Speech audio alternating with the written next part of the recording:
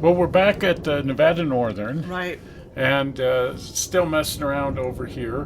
We're kind of doing a lot of things all at once right now. Oh, aren't we though? Aren't we just? We've got rat fink stuff going on and train stuff going on. Anyway, we came across something really, really interesting while we were at the Nevada Northern, and we thought that that would be a fun thing to share with everybody. We're going to have to start with just a tiny little bit of history.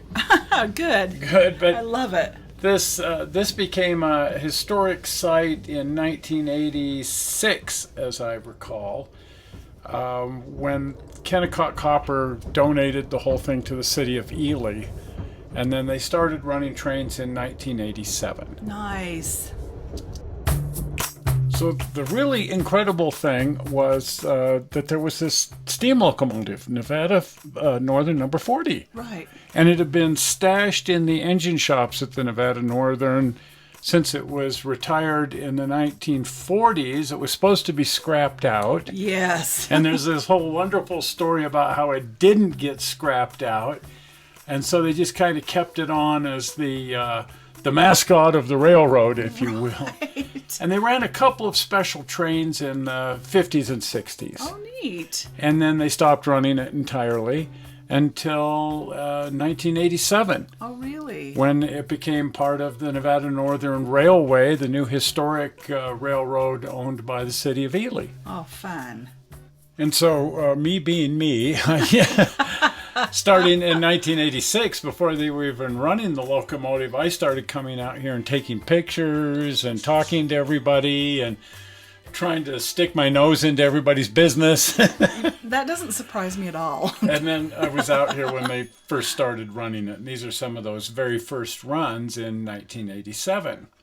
Now, there's one thing about number 40 that's a little different in these pictures, and that's that this is exactly what the locomotive looked like when they got it out of the shop. Oh, And it doesn't look quite like that anymore because it's been fixed up. right. But this is what it looked like after it had been parked for all that amount of time. Oh, Unrestored, unworked on everything. And one of the interesting things here is look at the boiler jacket. well, it's different. It's bare metal. Oh, is it? Look at that.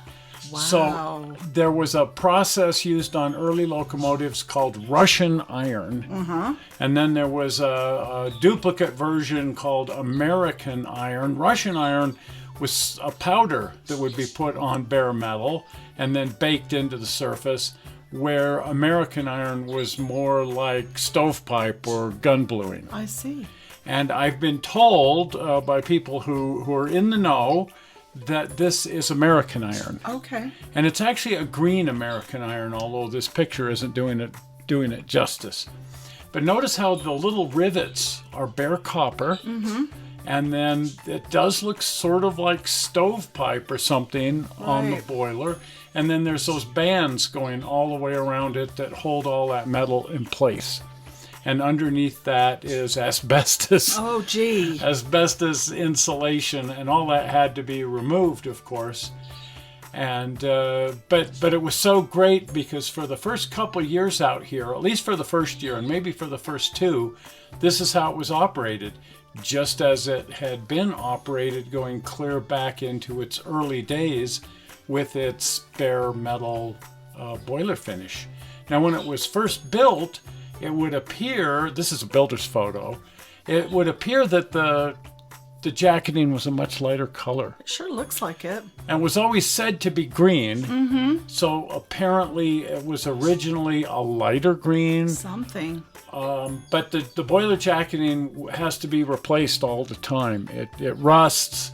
In the early days, they had no paint that could handle the temperatures, and that's why they used these bare metal processes, because if they painted it, it would just burn right off. I would imagine, yeah. So all of the really early locomotives all had bare metal boiler jackets.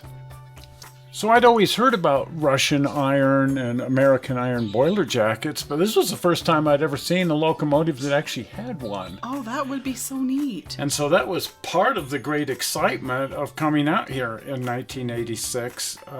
It was just amazing to see this Rip Van Winkle locomotive that had just been parked in here like this.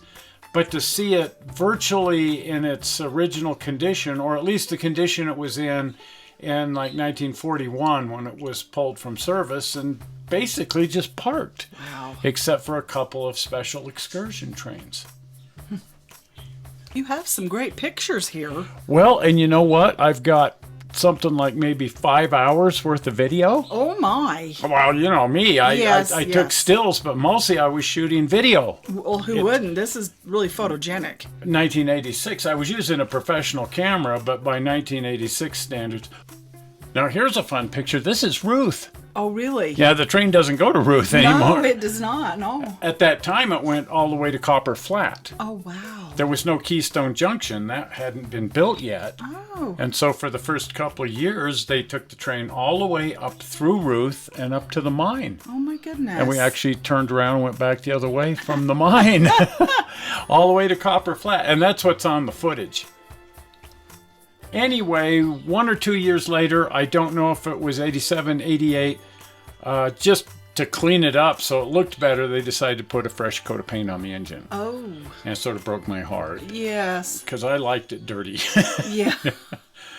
But they got it all cleaned up, and okay, yes, it looked a lot better, but I was so sad that the American iron boiler jacket was now completely covered up, and while it looked spiffy, it wasn't my version of spiffy. Oh, yeah, no kidding. But you know me, I kind of like filthy and grody when it comes to trains. Right. But they wanted it to look really nice, and sadly, they painted over the American iron boiler jacket. But you know, I've always wondered if the American iron was still underneath all that paint. Makes you wonder, doesn't it? It does make you wonder. And as it happens, now that they're doing the complete tear down and inspection, it is. Oh. The original boiler jacket is there.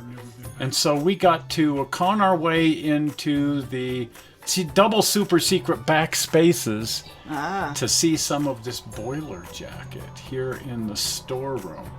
No one's supposed to go back here, but we managed to get permission anyway. Look at these interesting shelves. I love those. Isn't that a grand idea? That's wonderful. They need those in grocery stores. They need those in groceries. Well, sometimes when they put stuff way too high up on the shelf.